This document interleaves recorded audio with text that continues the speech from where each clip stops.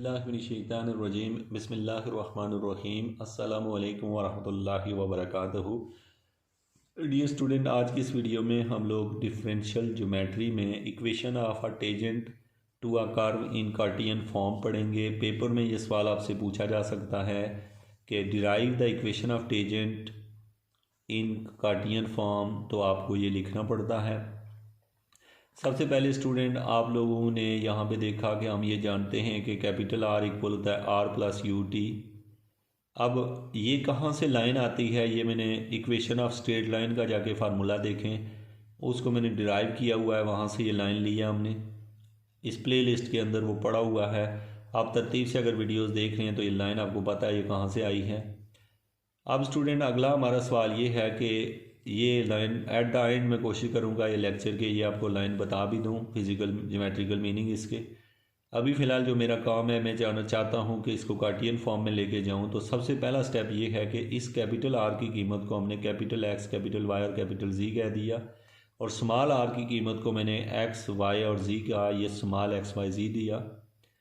ये capital R और small are क्या चीज़ें होती हैं ये भी हम देख लेते हैं। और जो टी होता है ये टेंजेंट होता है, और ये इक्वल है D x over D S, D Y over D S, और ये इसके इक्वल है। ये सारे जो हैं ये ज़ाहिर है इसके ज्योमेट्रिकल मीनिंग हैं इन स्टेप्स के, तो वो यहाँ पे पहले आप देख लें ताकि आगे जाने से पहले आपको आइडिया हो। अब स्टूडेंट, अब मैं यहाँ पे एक चीज़ आपको बना के दिखाता हूँ। ये एक लाइन है, ओके। ये जो लाइन आप देख रहे हैं ये मेरे पास मार्कर नहीं है, मैं आपको थोड़ा कम दिखाई दे रहा होगा। तो अब स्टूडेंट हमारे पास है यहाँ पर दूसरी लाइन है, मैं इसको बोल्ड करने के लिए बार बार लाइनें डाल रहा हूँ। अब स्टूडेंट देखें, यहाँ पर आपके पास एक कर्व है, इस जगह पे एक कर्व है, उस कर्व के ऊपर कोई पॉइंट है, ये वाला एक पॉइंट है। इस पॉइंट से लेके यहाँ तक का जो डिस्टेंस है उसका नाम बच्चों ए वेक्टर है। क्या नाम है उसका? ए वेक्टर है। यहाँ से यहाँ तक एक वेक्टर पड़ा हुआ है ए वेक्टर, और एक लाइन यहाँ पड़ी हुई है, उस वेक्टर का नाम है बी वेक्टर। अब ये समझिएगा कि किया क्या है। ये ए एक वेक्टर है, और इसी ए, ये जो ए वेक्टर है, अब इस बी वाले को मैंने यहाँ जाके रखा।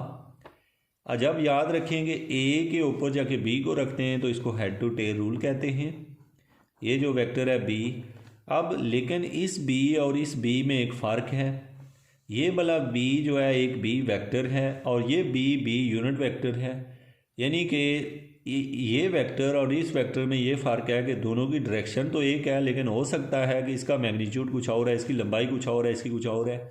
तो इसलिए आपको ये पता हो कि ये ए है, ये बी है, और यहाँ पर एक लाइन होती है जिसको रिजल्टेंट वेक्टर हम कहते होते हैं।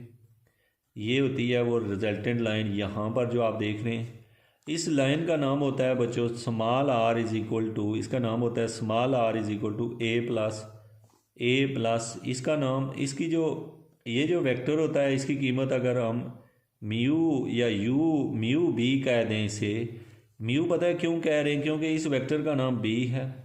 एक वेक्टर की डेफिनेशन ये होती है कि अगर कोई वेक्टर जो होता है वो बराबर होता है अपने मैग्नीट्यूड और अपने यूनिट वेक्टर के। ये फार्मूला है हमारे पास कि एक वेक्टर किसके बराबर होता है? एक बी वेक्टर है हमारे पास, ये बराबर है अपने मैग्नीट्यूड और यूनिट वेक्टर के। तो अब स्टूडेंट यहाँ पर जो मैंने यहाँ लिखा हुआ है एक वेक्टर है बी। अब बच्चों देखेंगे ये जो बी वेक्टर यहाँ पे मैंने लिखा है, ये वाला बी, इसको मैं अगर इस मैग्नीट्यूड का नाम अगर मैं लेमडा रख लूँ या इसका म्यू नाम रख लूँ तो ये बना है। तो इसका मतलब ये हुआ कि ये बराबर है इसके। क्यों इसके? क्योंकि आपको पता है कि यही वेक्टर जब मैंने दूसरी फॉर्म में लिखा हुआ है, किस फॉर्म में लिखा है, ये असल में मैंने अब रख दिया है मैग्नीट्यूड फॉर्म में, सॉरी इस फॉर्म में। यानी एक वेक्टर को हम ऐसे लिख सकते हैं, ठीक है, हम एक वेक्टर को ऐसे लिख सकते हैं। यानी एक उसका अच्छा, ये जो है मैग्नीट्यूड का नाम लेमडा या म्यू रख दिया, इसका नाम अगर म्यू रखे तो म्यू भी हो जाएगा। तो इसलिए मैंने इसके साथ म्यू लिखा है। इसके फिज़िकल मीनिंग है यहाँ पे कि क्यों लिखा है। अब मुझसे किसी ने पूछा कि रिजल्टेंट वेक्टर बताओ, तो वो क्या होगा? Mu B. अब इसका मतलब है आर वेक्टर जो है वो बराबर है किसके? ए प्लस म्यू बी के, या ए प्लस म्यू बी के। वैसे तो ये एक रूल होता है, आपको पहले से पता हो कि यहाँ पर मेरे पास अगर एक सपोज ये एक्स एक्सिस है, ये वाई एक्सिस है, यहाँ पर एक लाइन है मेरे पास, और उस वेक्टर का नाम अगर ए हो और इस वेक्टर का नाम अगर बी वेक्टर हो, तो इनका रिजल्टेंट क्या होता है, रिजल्टेंट को आर कहते हैं और इन दोनों का सम के बराबर होता है ए प्लस बी के। लेकिन यहाँ पर अगर म्यू बी आ जाए तो इसका मतलब होता है कि यहाँ पे म्यू बी आ जाएगा। तो इन दोनों को ऐड करें तो ये निकलता है। अब मेरा जो आपसे यहाँ पे है, जो आपको बताना मकसद है बच्चों के, अगर ये फार्मूला किसका है, इस फिगर का मैं अगर फिगर आउट करूँ यहाँ पे, इसका फार्मूला यहाँ पे लिखूँ तो ये इक्वेशन ऑफ स्ट्रेट लाइन का फार्मूला है। ये जो लाइन बनी है इसका फार्मूला बन गया है आर इक्वल्स को, आर इज इक्वल टू क्या बन गया बच्चों, R is equal to A plus mu B. जबकि ए और बी जो हैं दो वेक्टर्स हैं। ए जो है ये पोजीशन वेक्टर है। पोजीशन वेक्टर पता है क्यों कहते हैं, क्योंकि ये ओरिजिन से लेके वहाँ तक है। और बी जो है वो पोजीशन वेक्टर नहीं है। पोजीशन वेक्टर क्यों नहीं है, क्योंकि ये ओरिजिन से नहीं शुरू हुआ। ये जो ओरिजिन से स्टार्ट होता है वो पोजीशन वेक्टर होता है। अब आपने कहा कि इसका मतलब है कि एक जो इक्वेशन है स्ट्रेट लाइन होती है वो बराबर होती है R A plus mu B. लेकिन अगर इसको मैं कैपिटल आर कहना शुरू कर दूं तो ये अगर यहाँ पे आर आ जाए और यहाँ पे म्यू, यहाँ पे जैसे हमने लिखा हुआ है टी, तो इसका क्या मतलब हुआ, इसका मतलब है बच्चों इसके फिजिकल मीनिंग और इसमें क्या डिफरेंस है। इसमें से डिफरेंस ये है कि यहाँ पर जो ए लिखा हुआ है इसको हम अगर आर कह दें, इस ए को हम अगर स्मॉल आर कह दें और इस म्यू बी को अगर म्यू टी कह दें, यानी इसका नाम यहाँ पे वाले वेक्टर जो टेजेंट वेक्टर है उसके पैरेलल आ जाए, म्यू टी आ जाए, तो इसका मतलब है आर ये बन गया। ये कहाँ होगा, ये यहाँ पे होता है, इस जगह के ऊपर होता है। अब स्टूडेंट जो आपका मेन इशू है यहाँ पर वो ये है कि भाई आप यहाँ पर ये जो आर आया है, ये वाला आर, ये कहाँ से आया, इसके फिज़िकल मीनिंग क्या है, तो वो आपको पता हो कि ये वाला आर बेसिकली इसकी फ़िगर कुछ यूँ है। मैं यहाँ से आपको दिखा रहा हूँ कि इसकी फ़िगर है, ये आर है और ये उसके ऊपर एक टी जो है ना वो म्यू टी इधर है कहीं, ठीक है, म्यू टी यहाँ है और जो रिजल्टेंट वेक्टर है उसका नाम है capital R is equal to R plus mu T. इसमें जो आर होता है ये भी वेक्टर है, टी भी वेक्टर है और ये बड़ा आर भी वेक्टर है। तो ये जो पहली लाइन है ना आपकी ये वाली, ये यहाँ से आई हुई है, ठीक है, इस फार्मूले से आई है। अब अगली लाइन जो है ना, आर को हमने कैपिटल एक्स कैपिटल वाई और कैपिटल जेड कहा। इसका क्या मतलब है, इसका मतलब ये है कि ये जो आर का अगला सिरा है ना, ये जो आर रिजल्टेंट वेक्टर है, इसका जो एंड वाला पॉइंट है ना उसका नाम हमने कैपिटल एक्स कैपिटल वाई और कैपिटल जेड रख लिया। और ये जो आर है इसके मुंह का नाम हमने छोटा एक्स छोटा वाई और छोटा जेड रख लिया। तो इसका मतलब है इसका नाम हमने एक्स वाई जी रख लिया। तो यहाँ से हमने कहा कि सपोज़ के जो आर है उसका नाम कैपिटल एक्स वाई जी में रखा और स्मॉल वाले को एक्स वाई जी। अब आगे समझिएगा टी क्या होता है। टी ये होता है बच्चों, मैं आपको ये समझा देता हूँ टी क्या होता है। और याद रखें, कोई आपसे पूछे टी क्या होता है, आप कहते हैं सपोज़ ये कर्व है, उस कर्व के ऊपर कोई पॉइंट है, उस पॉइंट के ऊपर उसका पोजीशन वेक्टर अगर आर है, आर का जो ही हम इस आर का डेरिवेटिव लेते हैं तो वो एक ज्योमेट्री की एक शक्ल बनती है जो इस तरह की बन जाएगी। ये जो यानी इसका मतलब ये हुआ कि जब आर का डेरिवेटिव लेते हैं तो वो आर का डेरिवेटिव किसी पॉइंट के ऊपर, जैसे सो पी पॉइंट है इस नाम, पी पॉइंट के ऊपर आर प्राइम निकालते हैं तो वो ये लाइन निकलती है। अब आपके को पूछे कि डेरिवेटिव के मीनिंग क्या होते हैं तो आप कहते हैं कि अगर कोई कर्व है उसके ऊपर किसी पोजीशन वेक्टर दिया हुआ है, लेट्स ये आर है, जो ही हम इसका डेरिवेटिव लेंगे आर प्राइम निकालेंगे तो क्या निकलेगा, ज्योमेट्री की ये लाइन निकलेगी। इस लाइन का नाम होता है टेजेंट। इसको यानी कि इसका मतलब है आर प्राइम को टी कहते हैं। क्या कहते हैं, आर प्राइम को टी कहते हैं, आर प्राइम को टी कहते हैं। तो यहाँ पर चूँकि मुझे पता है कि टी क्या होता है, आर के डेरिवेटिव को कहते हैं और ये इक्वल होता है D x over D S, D Y over D S और d z over D s. ये वैल्यू स्टूडेंट आप अपने ये तीनों वैल्यू ये जो नीचे दी हुई हैं इस फार्मूले में पुट की। आर की जगह उसकी कीमत, टी की जगह, यू की जगह उनकी कीमतें पुट की। जो ही पुट की मतलब आपको कीमतें पता हैं। अब क्या हो गया जी, इस स्मॉल आर की जगह कैपिटल एक्स वाई जी, छोटे आर की जगह छोटा एक्स वाई जी और यू की जगह यू ही लिखा। यू एक स्केलर है यहाँ पे और टी जो है एक वेक्टर है और उसकी कीमत ये लिखी हुई है, क्योंकि हमें पता है आर जो होता है एक्स वाई जी होता है और D r over D S जो होता है वो D r over D S जो है बच्चों वो होता है इस तरह लिखा जाता है। ये कीमतें हमने यहाँ रखी। ये जो स्मॉल एक्स वाई जी है ये यहाँ से इधर आके सब्ट्रैक्ट हो जाता है, यहाँ से ये टर्म एज इट इज़ है। अब क्या हुआ कि आपको पता है ये कंबाइन होके ये बन गए हैं। अब हमने यहाँ से कंपेयर किया, पहले को पहले से, दूसरे को दूसरे और तीसरे को तीसरे से। जो ही कंपेयर किया तो आपने देखा कि आपके रिजल्ट ये आ गए हैं। पहले को कंपेयर किया ये आया, दूसरे को कंपेयर किया ये आया, तीसरे को कंपेयर किया ये आ गया। अब स्टूडेंट यहाँ से नोट करेंगे, यहाँ से आपको क्या करना है, यू की कीमत निकाली। क्या निकाली, यहाँ से भी u की कीमत निकाली, यहाँ से भी निकाली, यहाँ से भी निकाली। अब u की 3 कीमतें निकली। कैसे? पहली कीमत निकली x minus X divide by D x over D S equal to U. दूसरी भी इसी तरह और तीसरी भी। उन तीनों कीमतों को हमने कंपेयर किया, यानी तीनों की चूँकि u की कीमतें हैं, यहाँ पे ये क्या निकला हुआ है u। तीनों चूँकि u की कीमतें हैं तो तीनों को एक दूसरे के बराबर रख दिया, चूँकि तीनों का आंसर u ही है तो इस वजह से। अब बच्चों क्या किया कि यहाँ पहुँच कर हमने इसके ऊपर लगाया है चेन रूल। अब आपको मैं बताता हूँ क्यों, आपको कैसे पता चला कि चेन रूल लगाना है। इस सवाल में देखें, ये जो लिखा हुआ है D x over D T over D S, और फिर आगे लिखा हुआ है D Y over D T over D S. हमने यहाँ पे अपने पास से इसमें चेन रूल में डी टी ऐड किया और सब में कर दिया। ऐसा हम इसलिए करते हैं स्टूडेंट, ये याद रखें कि जब x का with respect to s derivative और x का with respect to t derivative, अच्छा यहाँ t का मतलब टाइम नहीं है, t का मतलब है टेजेंट। t का क्या मतलब है? टेजेंट। तो चूंकि हमने इक्वेशन को इन फॉर्म ऑफ टेजेंट लिया हुआ है तो हम इसको सरफस फॉर्म से टेजेंट में ला रहे हैं। सरफस मतलब यहाँ पे s मतलब आर्क लेंथ के हिसाब की बात कर रहा हूँ। बेसिक इसके मीनिंग क्या होते हैं, मीनिंग आपको पता हूँ। मीनिंग ये होते हैं कि अब यहाँ पर मैं आपको ये दिखाता हूँ। ये है मेरे पास यहाँ पे लिखा हुआ, I want to tell you कि देखें आपसे को कहता है d r over D S और नहीं sorry d x over D S और d x over d r में डिफरेंस बताएं, सॉरी टी में।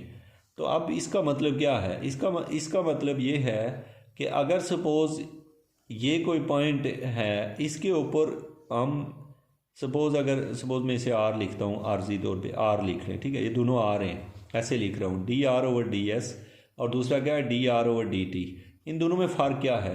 तो अब आप ये कहते हैं कि चूँकि मैं आपको पता है विदाउट ज्योमेट्री में कोई भी चीज़ डिस्कस नहीं करता होता, और वैसे स्टूडेंट रटा लगा देते हैं, चेन रूल लगा दिया सवाल ख़त्म। ऐसा नहीं होता।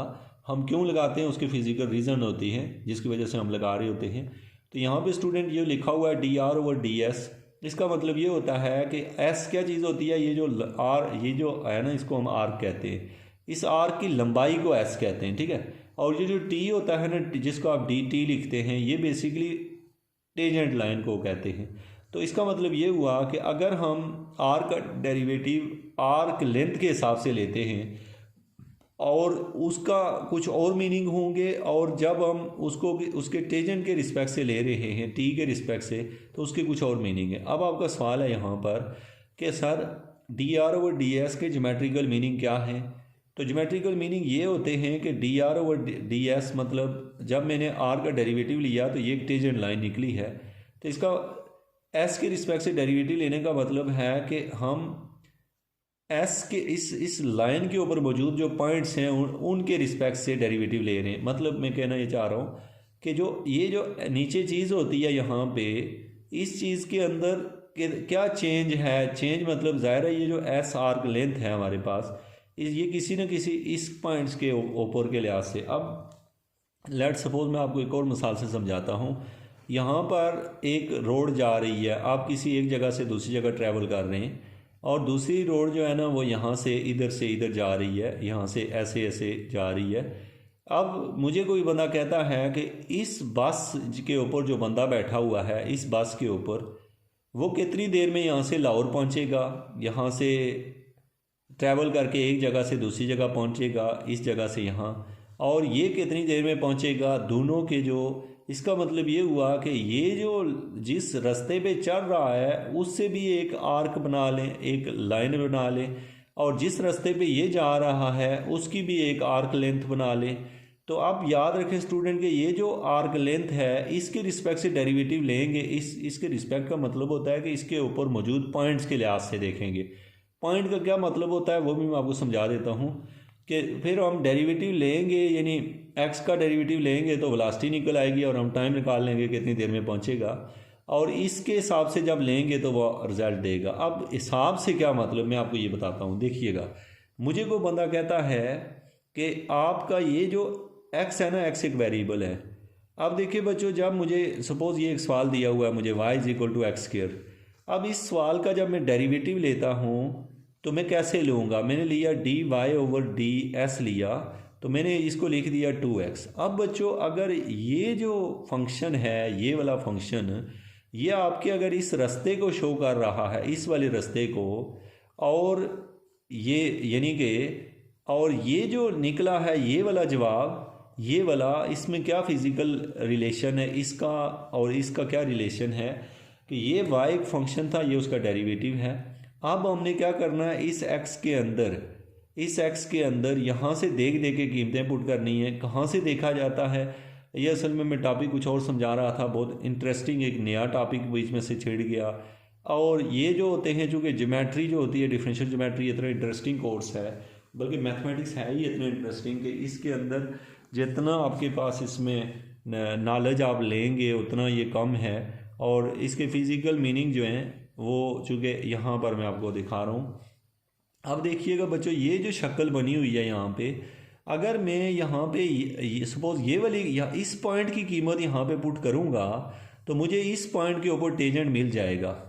अगर मैं इस पॉइंट की कीमत पुट करूँगा, पॉइंट आपको पता है यहाँ 3D से, यहाँ से 2D से हम देख लेते हैं, यहाँ पुट करेंगे वो कीमत, तो इसका मतलब ये हुआ कि ये जो लाइनें आपको मिल रही हैं ना, ये जो सीधी सीधी लाइनें मिल रही हैं, तो इसका मतलब है जो गिवन फंक्शन होता है, जब हम उसका डेरिवेटिव लेते हैं तो डेरिवेटिव लेने के बाद उस फंक्शन के अंदर उस कर्व के ऊपर मौजूद से पॉइंट पुट करते हैं, तो वो जो पॉइंट पुट करते हैं वहाँ उस पॉइंट के ऊपर हमें उसकी स्लोप मिल जाती है, उसकी डायरेक्शन मिल जाती है। तो ये हुआ इस फंक्शन का। अब जब मुझे कोई और फंक्शन दिया हुआ है और उसका नाम है suppose s is equal to X cube, अब मुझे कोई कहता है कि नहीं, मैं इसे लिख देता हूँ y is equal to S cube, ऐसे लिखता हूँ। अब इसको डेरिवेटिव ले रहा हूँ s के रिस्पेक्ट से, किसके रिस्पेक्ट से, s के रिस्पेक्ट से, तो ये आ जाएगा उसी तरह 3x²। अब स्टूडेंट आप याद रखिएगा कि अब आप क्या करोगे, इसका भी ज़ाहिर है कोई ना कोई ग्राफ होगा। अब मैं यहाँ पे ग्राफ बना के दिखाता हूँ आपको। लेट्स सपोज ये मेरा ग्राफ है, मैं ये गलत बनाया हुआ है, वैसे आपको समझाने के लिए बना रहा हूँ। सपोज़ ये ग्राफ है और उसको ये रिप्रेजेंट कर रहा है। तो अब बच्चों हम क्या करेंगे, इस ग्राफ के ऊपर मौजूद पॉइंट्स उठा के यहाँ पुट करेंगे।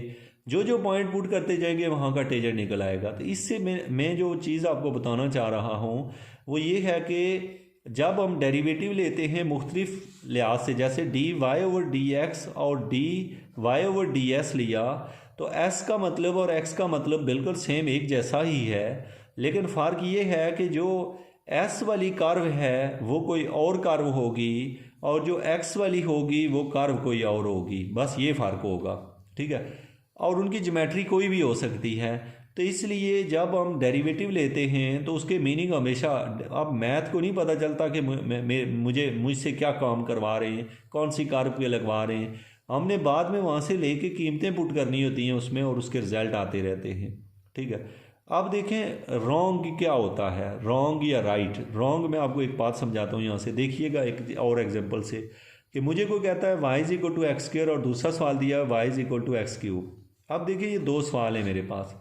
अब मुझे कोई बंदा कहता है कि तुम dy/dx निकालो, तो मैंने बता दिया 2x है, और कोई बंदा मुझे कहता है dy/ds निकालो तो वो 3s² है। अब बच्चों एक बंदा ये करता है कि ये इसका फिज़िकल मीनिंग आपसे पूछता है, इसका पूछता है, तो आप ये कहते हैं कि इसके अंदर हम x की जगह कीमतें पुट करते जाएंगे तो हमें टेंजेंट मिलते रहेंगे। और वो कीमतें कहाँ से लाएंगे, वो कीमतें बच्चों इसका पहले ग्राफ बनाएंगे, उस ग्राफ के ऊपर से उठा के पुट करेंगे, और जो कीमतें इसके ग्राफ से बनेगी वो यहाँ पुट करते रहेंगे, तो फिर उस कर्व के ऊपर हमें टेंजेंट मिलते रहेंगे।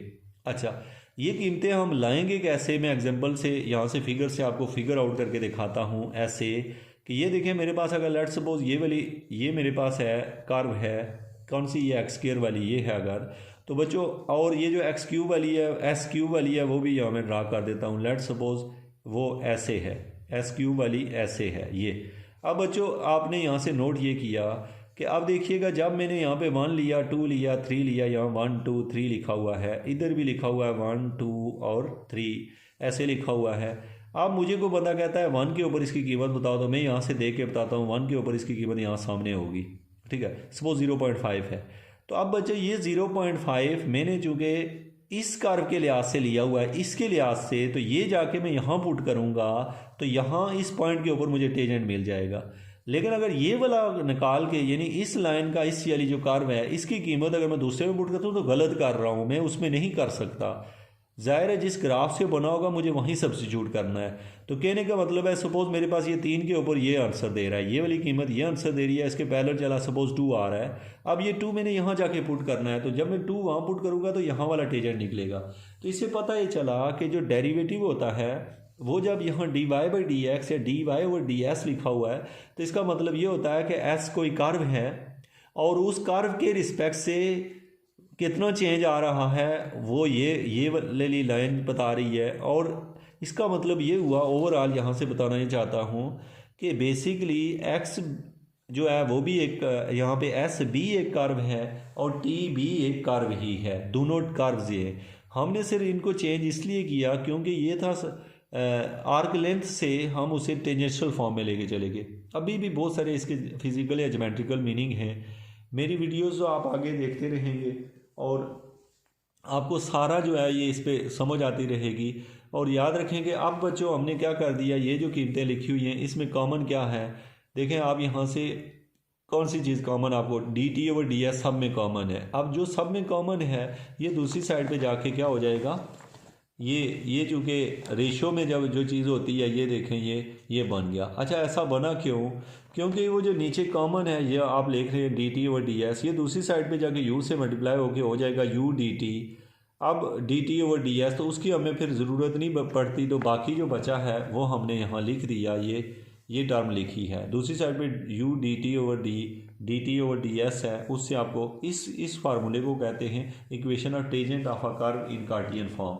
मैंने ये 20 मिनट में डिस्कस किया है और कुछ टाइम इसके ऊपर ज़्यादा इसलिए लगा, मैं चूँकि टॉपिक को मज़ीद फ़िज़िकल मीनिंग की तरफ लेके चला गया है। ये छोटा सा मैं इसको यहाँ दिखा देता हूँ आपको कम्प्लीटली, ये देख लें ठीक है, और इसको यहाँ से देख के नोट कर लें सवाल को, ये वीडियो को यहाँ रख के और इसको पूरा आप लिख सकते हैं, आराम से लिख सकते हैं कि ये कीमत कैसे निकली है।